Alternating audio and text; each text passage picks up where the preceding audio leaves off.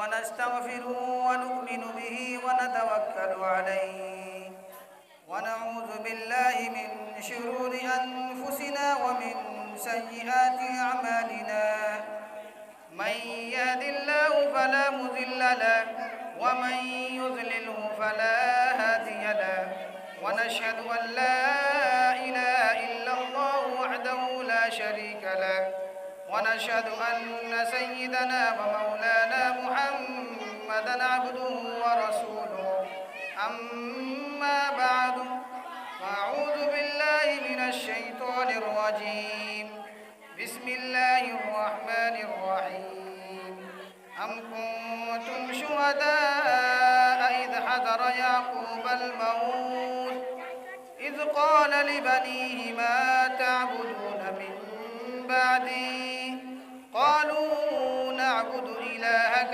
وإله آبائك إبراهيم وإسماعيل وإسحاق إلها واحدا ونحن له مسلمون آمنت بالله صدق الله مولانا العظيم وصدق رسوله النبي الكريم ونحن على ذلك من الشاهدين والشاكرين والحمد لله رب العالمين। मोहतरम मुअज़्ज़ज़ सामीन किराम, पर्दा नशी ख़वातीन, मेरी माँ और बहन, अस्सलामु अलैकुम व रहमतुल्लाहि व बरकातुहू। अल्लाह तबारक व तआला का बेइंतहा हम पे फ़ज़्ल व करम है कि इतनी बड़ी कायनात बनाने के बाद हमें अशरफुल मखलूक़ात बनाकर इस दुनिया में भेजा और इतनी बड़ी दुनिया बनाने का कोई मकसद है और उस मकसद को खुदा खुद कहता है, जो कुरान ऐलान करता है वमा खलक़तुल जिन्न वल इंसा इल्ला लियअबुदून, कि हमने जिन्नात और इंसान को अपनी इबादत के लिए पैदा फरमाया है। लेकिन हमारा मामला उसके बरअक्स नज़र आता है। मैंने अभी कुरान शरीफ की आयत तिलावत की, अम कुंतुम शुहदा इज़ हज़र याक़ूब अल-मौत इज़ क़ाल लिबनी मा तअबुदून मिन बादी, कि हज़रत याक़ूब अलैहिस्सलाम की जब मौत का वक्त करीब आया तो उन्होंने अपनी औलाद को जमा किया, अपनी औलाद को इकट्ठा किया और याक़ूब अलैहिस्सलाम ने अपनी औलाद को कहा इज़ क़ाल लिबनीही मा तअबुदून मिन बादी, कि मेरे बेटे, मेरे गुजर जाने के बाद, मेरे मरने के बाद तुम किसकी इबादत करोगे? क़ालू नअबुदु इलाहक व इलाह आबाइक इब्राहीम इस्माईल इसहाक़ इलाहन वाहिदा। बेटों ने कहा कि हम आपके माबूद की इबादत करेंगे और आपके आबा व अजदाद यानी इब्राहीम इस्माईल इसहाक़ अलैहिस्सलाम है, उनकी माबूद की इबादत करेंगे जो एक है। मैं यहाँ पर रुककर एक बात आपसे कहना चाहता हूँ कि हज़रत याक़ूब अलैहिस्सलाम जो अपने वक्त के नबी हैं और एक बाप होने के नाते देखिए यहाँ पर कि एक बाप का अपने बेटे के लिए कितनी अच्छी नसीहत और वसीयत है कि मरने के वक्त क्या पूछ रहे हैं और क्या बोल रहे हैं। और ये क़यामत तक के इंसानों के लिए, सारी इंसानियत के लिए एक पैगाम है और हर बाप को अपने औलाद के लिए ये वसीयत करना भी एक पैगाम है। आज हमारा मामला और हमारे समाज और मुआशरा का मामला इसके बरअक्स नजर आता है। आज बाप अपने बेटे के लिए अपने घर बार को, अपने चैन व सुकून को छोड़कर कहीं और जाकर जिंदगी बसर करता है, कोई सऊदी में, कोई मुंबई में, कोई इंडिया में, कोई दिल्ली में, और वो चाहता है कि अपने बेटे को मैं मरने से पहले उसको अपने पाँव पे खड़ा कर दूं, मैं अपने बेटे को कुछ ऐसा कारोबार करके दे दूं जो मुस्तकबिल में, फ्यूचर में उसको परेशानी का सामना ना करना पड़े। मैं अपने बेटे के लिए कारोबार की शक्ल में, फैक्ट्री की शक्ल में, दुकान की शक्ल में, तिजारत की शक्ल में कुछ करके दे दूं। अगर हमारे घर में 2 बेटा है तो हम उसके लिए 2 मकान बनाएं अलग अलग बेटे के लिए। ये सब कुछ करते हैं दुनिया के लिए, लेकिन हमने आखिरत के लिए अपने बेटे के लिए क्या करके गए, ये सबसे बड़ा सवाल है। ये पैगाम है कि हज़रत याकूब अलैहिस्सलाम मरने के वक्त अपने बेटे से ये नहीं पूछा कैसे जिंदगी गुजारेंगे? आप क्या कारोबार करेंगे? आप किस तरह से अपनी रोजी रोटी का जरिया बनाएंगे? नहीं, आप किसकी इबादत करेंगे? ये हर बाप के लिए ये चीज पैगाम है। हम अपनी औलाद को दुनिया बनाकर देते हैं, आखिरत नहीं। और यही औलाद उस दुनिया के अंदर इस कदर तन मदन और इस तरह मगन हो जाता है उसके अंदर कि आपके मरने के बाद वो आपको भूल भी जाता है कि शायद इस कब्रिस्तान में हमारा बाप है कि नहीं। आज ये हाल है उम्मत का। वालिदैन जब बुढ़ापे की उम्र को गुजरते हैं, जब इंतकाल होता है तो थोड़ा रो धो लेते हैं, दिल फाड़ कर रोते हैं, और जब मिट्टी देकर दफना कर आ जाते हैं, ये रिवाज है मुआशरे का। हम कुरान खानी किए, कुछ कुरान की तिलावत की, उसके बाद कभी तौफीक भी नहीं होती कि हम कब्रिस्तान में जाएं, अपने वालिदैन से मिलें, अपने वालिदैन के लिए कुछ कुरान शरीफ पढ़कर उसको इसाले सवाब दें, कुछ उसके नाम पर बख्श दें, उसके लिए दुआ करें। कभी तौफीक नहीं होती। और क्यों हो? सबसे बड़ा सवाल है, क्यों करे आपके लिए दुआ? आपने तो उसकी दुनिया बना के दी, दुनिया में मगन। अगर आप उसकी आखिरत बनाने की फिक्र करते तो वो ज़रूर आपके नाम पर कुरान शरीफ की तिलावत करते, वो ज़रूर आपके नाम पर दुआएं करते। अगर आप उसको इस्लामी तालीमात से जोड़ते, आप उसको इस्लाम की तालीम देते, आप उसको बताते कि ये मजहब की तालीम क्या है, तो वो ज़रूर आपका हक अदा करते। अल्लाह के नबी सल्लल्लाहु अलैहि वसल्लम ने फरमाया कि मुर्दा कब्र में ऐसे है जैसे कि कोई इंसान तालाब में, पोखर जिसे कहते हैं, तालाब में डूब रहा हो और वो मोहताज होता है, उम्मीद लगाता है, चीखता है, चिल्लाता है कि कोई मेरा हाथ पकड़ के मुझे बाहर निकाल दे, कोई खींच कर मुझे बाहर निकाले। इसी तरह से एक मुर्दा अपने कब्र के अंदर मोहताज है। वो सवाब तो नहीं कर सकता, कोई अच्छे अमाल नहीं कर सकता, लेकिन वो ये उम्मीद लगाए रहता है कि कोई हमारा रिश्तेदार हो, मेरा बेटा हो या बेटी हो, हमारा पोता हो, हमारा रिश्तेदार हो, कोई आए हमारे नाम पर कुछ कुरान शरीफ पढ़कर बख्श दे, हमारे लिए कोई दुआ करे जो उसकी नेकी उसके खाते में चला जाए और उसके लिए ऐश आराइश का जरिया बने। लेकिन हमारी औलाद इस कदर बेफिक्र हो जाती है कि कब्र में जब हम उसके जिस्म पर मिट्टी डालकर आते हैं तो भूल ही जाते हैं, कभी हम जाते भी नहीं हैं। जिस तरह से जीते जिंदगी माँ बाप तरसते हैं अपनी औलाद के लिए और इंसान तरसते अपने रिश्तेदार के लिए, उस तरह से मुर्दे भी तरसते हैं कि कोई हमारा अपना आए, कुछ पढ़े, कुछ हमारे नाम पर सवाब दे। मैं आपको बता दूं, हजरत हम्माद रहमतुल्लाह अलैह बहुत बड़े बुजुर्ग थे।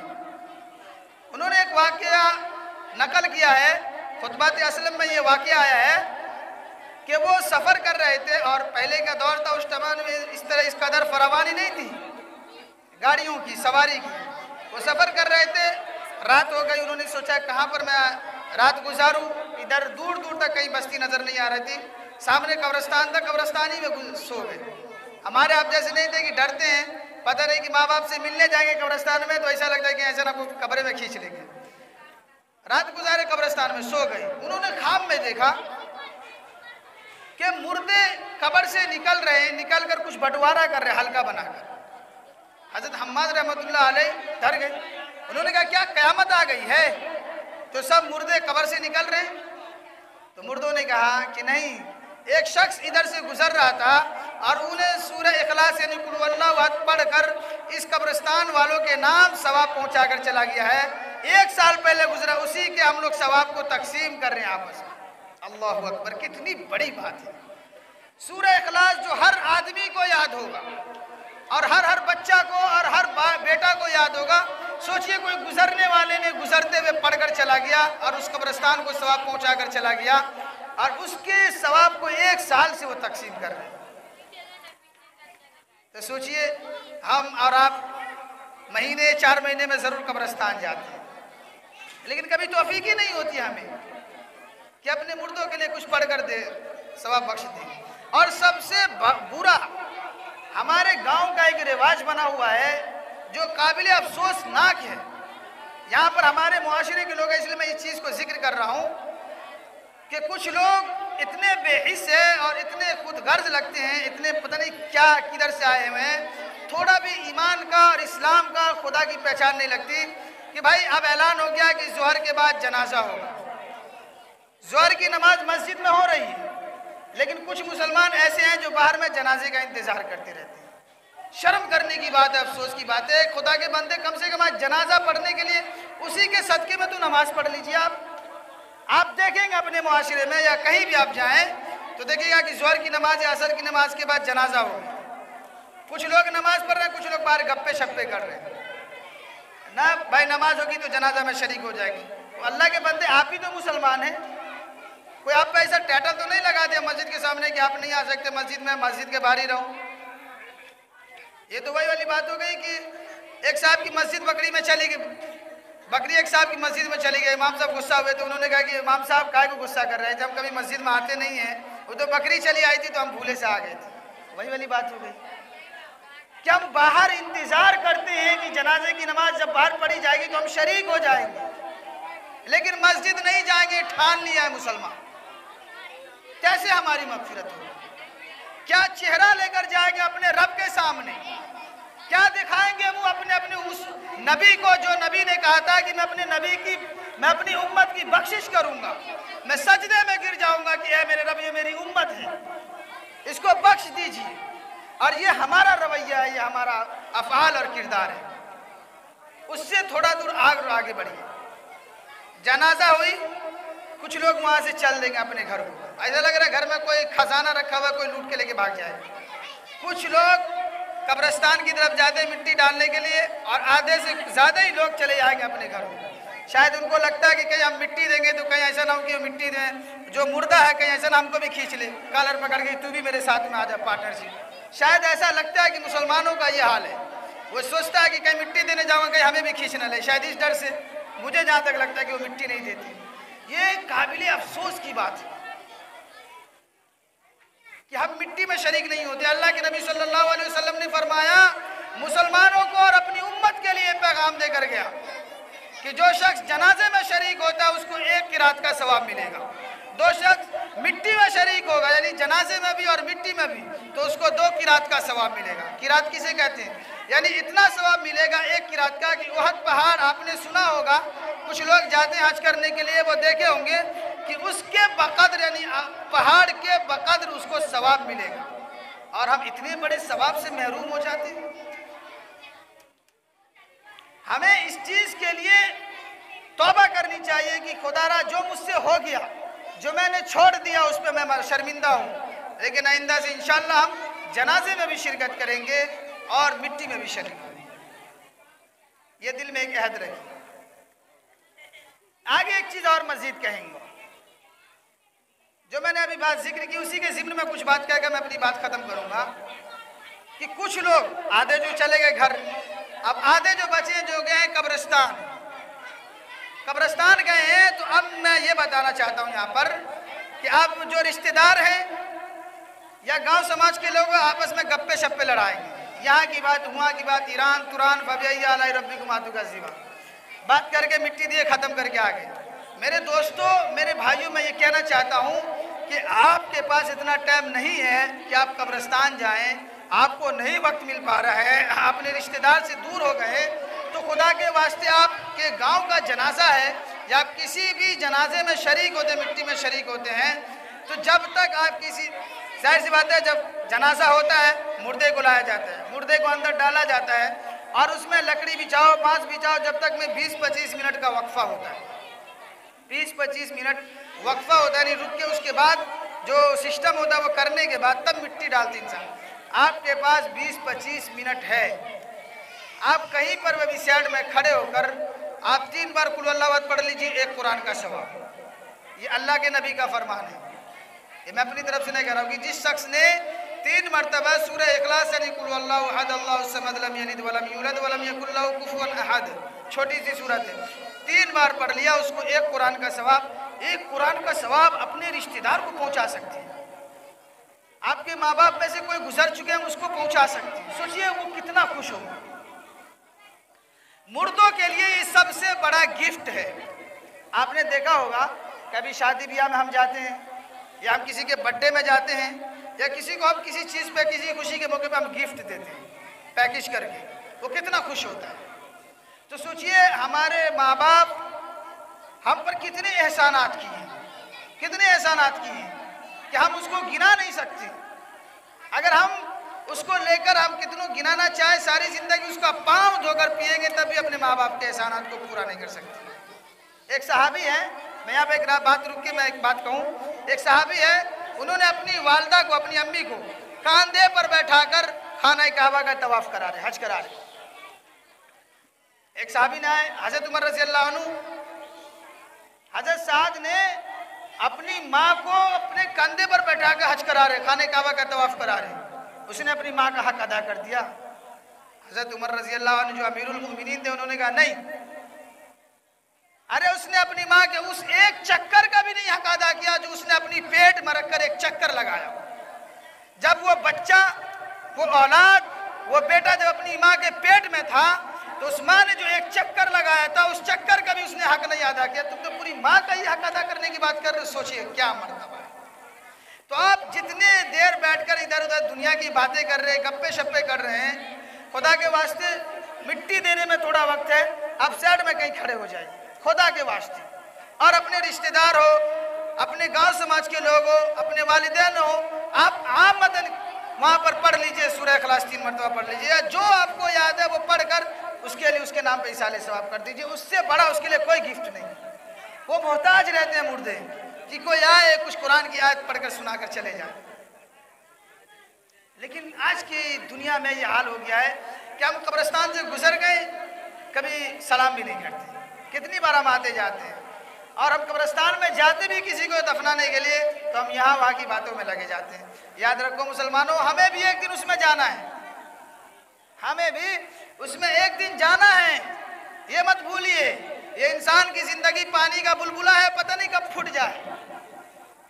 ये आँख के ऊपर जो ये आंसू आते हैं उसका एक धिमका है, पता नहीं कब नीचे को टपक जाए। हर एक को जाना है। अपनी जिंदगी में क्यों मगन हम रहते हैं और अपनी आखिरत को भूल जाते हैं। हम भूल जाते हैं कि हमें शायद जाना है कि नहीं। हर एक को कब्र में जाना है।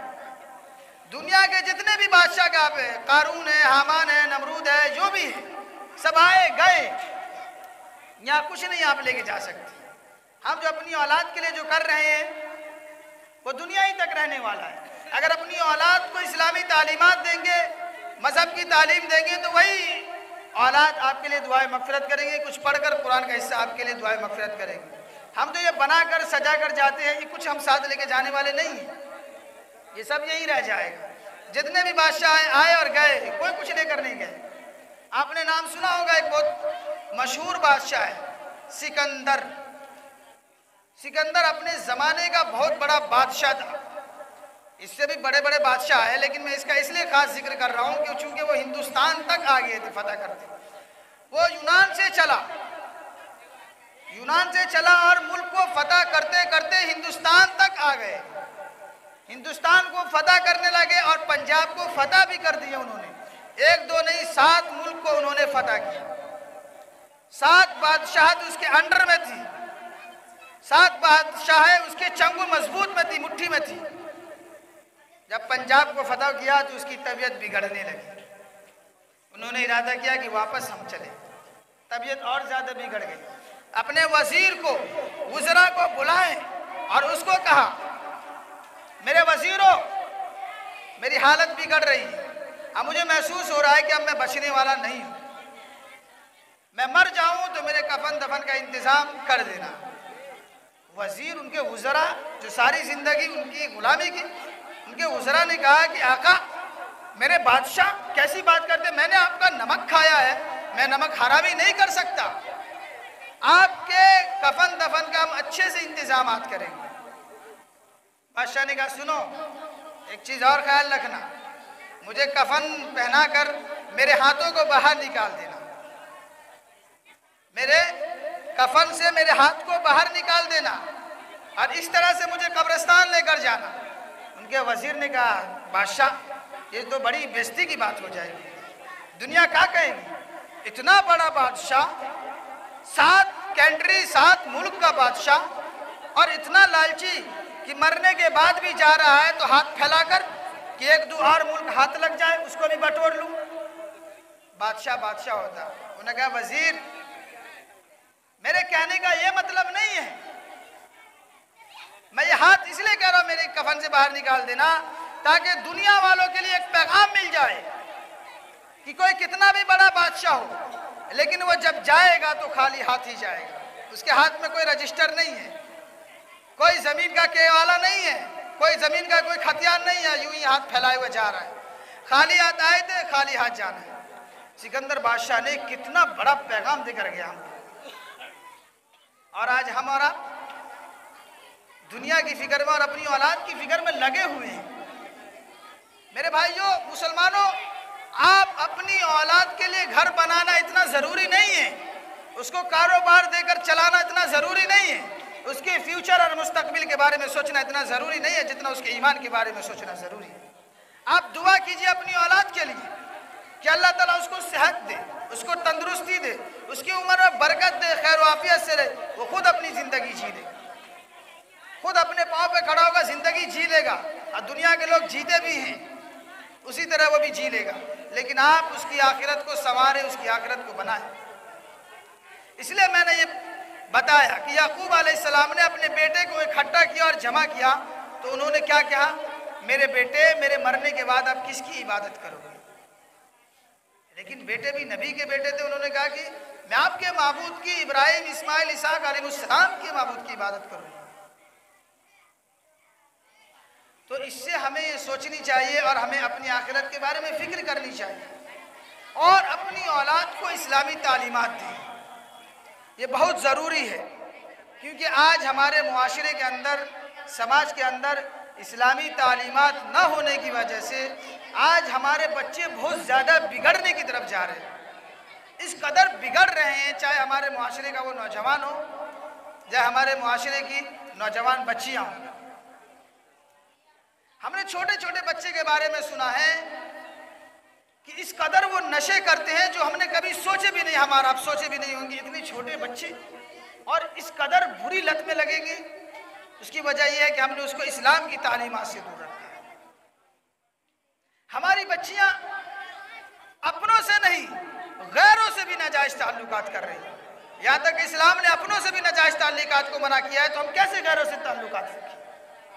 और कुछ दिन आपने सुना भी होगा, सोशल मीडिया का ज़माना, हर तक ये बात पहुंची होगी कि हमारी बहनें मुर्तद हो रही, गैरों के साथ अपने मामलात को, अपने रिश्ते को इस कदर ताल्लुकात मिलजुल कर रही है कि अपने ईमान को छोड़ रही है, अपने ईमान से हाथ धो बैठी है, अपने मजहब को छोड़कर गैर को मजहब को अपना रही है। इसका भुगतान कौन भुगतेगा? ये हमारे और मुआशरे के सब लोगों की जिम्मेदारी है, हर बाप की, हर माँ की जिम्मेदारी है कि अपनी बच्चे और बच्चियों को इस्लामी तालीमात से जोड़े, वरना आपको रोना पड़ेगा और आपको अपने समाज के अंदर मुंह दिखाने के आप लायक नहीं रहेंगे। क्योंकि आप याद रखो कि आपकी नाक और आपकी आन, आपकी शान, आपकी इज्जत आपकी औलाद है। लेकिन आज हमारा माहौल और हमारे मुआशरे का नौजवान बच्चे और बच्चियां किधर जा रहे हैं? वजह उसकी है कि हम इस्लामी तालीमात से दूर रखते हैं और एक अजीब माहौल चल पड़ा है। क्या हमारे बच्चियां, बच्चे तो जाते ही हैं, हमारी बच्चियां जो थी, जो लड़की जिसे हम कहते हैं, हमारी बच्चियां कोचिंग जा रही, बहुत अच्छा, स्कूल जा रही, बहुत अच्छा, कॉलेज जा रही, बहुत अच्छी बात है, वहाँ सबसे मिल रही, बहुत अच्छी बात है, फैशन है। वही बच्चियां अगर मदारिस के अंदर चली जाए, वही बच्चियां अगर मकातिब के अंदर इस्लामी तालीमात पढ़नी चली जाए, गांव की आंखें फट जाती समाज की। हाँ, जवान बच्चियां जा रही पढ़ने को। मेरे भाई, आपके ये ईमान कमजोर है। इस्लामी तालीमात के लिए दुनिया की किसी भी इल्म के लिए उम्र की कोई कैद नहीं है। अल्लाह के नबी ने फरमाया कि माँ की पेट से लेकर कब्र की पेट तक इंसान इल्म हासिल कर सकता है। आप कैसे, आप कौन होते हैं एक लिमिट लगाने की, मुक़य्यद करने की? बच्ची बड़ी हो गई, नहीं जा सकती। यही बच्चियां जब गैरों के साथ नाजायज ताल्लुकात कर रही तो आप रो रहे। रोने वाले आप हैं तो भुगतने वाले भी आप हैं, ये आपका जुर्म है। जब हमारी बच्चियां कॉलेज जा सकती तो हमारी बच्चियां इस्लामी तालीमात क्यों नहीं हासिल कर सकती? जब हमारी बच्चियां दुनियावी तालीम हासिल कर सकती तो हमारी बच्ची दीनी भी तालीम हासिल कर सकती। इस बिना पर कि हम मुसलमान हैं, हमारा मजहब इस्लाम है, हमारा हक है कि हम सबसे पहले इस्लाम की तालीमात दें, हम उसको मजहब के बारे में बताएं। यह हमारा फ़र्ज़ है। उसके बाद हम दूसरी तालीमात दें। दुनियावी तालीम देना इतना ज़रूरी नहीं है, लेकिन इस्लाम की तालीमात देना फ़र्ज़ है। फ़र्ज़ तलबुल इल्मी फ़रीज़ा अला कुल्ली मुस्लिम व मुस्लिमा, हर मुसलमान मर्द औरत के लिए इल्म का तलब करना फ़र्ज़ है।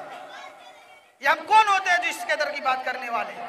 ये हमारी बेवकूफ़ी है, हमारे ईमान की कमज़ोरी है, जो ये हम सोच रखते हैं और ये बुरे ख्यालात रखते हैं कि हमारी बच्चियां बड़ी हो गई अब नहीं जा सकती, जाहिल बना के रखते हैं। और वही जहालत की वजह से वो इस्लाम को छोड़कर गैरों के साथ अपने ताल्लुकात को बढ़ा रही है।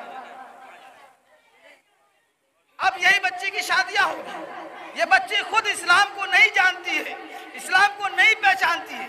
इससे जो शादी होने के बाद जो बच्चा होगा, ये अपने बच्चे को क्या पढ़ाएगी, क्या उसे इस्लाम की तालीमात देगी जब वो खुद पढ़ी नहीं? मैं आपके गांव में पढ़ाता हूं, मैं इसलिए बात कह रहा हूं। बहुत सारे घरों से ऐसे फोन आते हैं कि हमको पढ़ाने नहीं आता, हम क्या पढ़ाएं? बच्चियां आकर शिकायत कर रहे, बच्चे आके, जब मैं उसको कहता हूं, जब मैं उसका मतलब पूछता हूं कि बच्चे बेटे क्यों नहीं पढ़ रहे, घर पे याद नहीं सबक, अम्मी को नहीं आता पढ़ने। अफसोस की बात है, दिल गमज़दा हो जाता है। ये हमारी उम्मत का हाल है। अल्लाह ताला हमें और आप सबको इस्लाम की तालीमात से जुड़ने की तौफीक अता फरमाए। और इस मजलिस को मुनाकिद किया हमारे अबरार भाई ने और रज़ी आलम साहब ने, एक अच्छी सोच को लेकर, जो अपने आबा व अजदाद है उनके हक़ में इसाले सवाब हो, इन घर में खैर व बरक़ात हो। अल्लाह ताला इनके घर में खैर व बरक़ात के नुज़ूल अता फरमाए। और जो यहाँ पर कुरान की तिलावत हो, दीनी बातें हों, इसका सवाब मरहूम मरहुमा के सदक़े तुफ़ैल में पहुँचे। इन चंद बातों पर मैं अपनी बात ख़त्म करता हूँ। अल्लाह हमें और आपको अमल की तौफ़ीक अता फरमाए। आमीन व आखिर दावाना अनिल हम्दुलिल्लाहि रब्बिल आलमीन।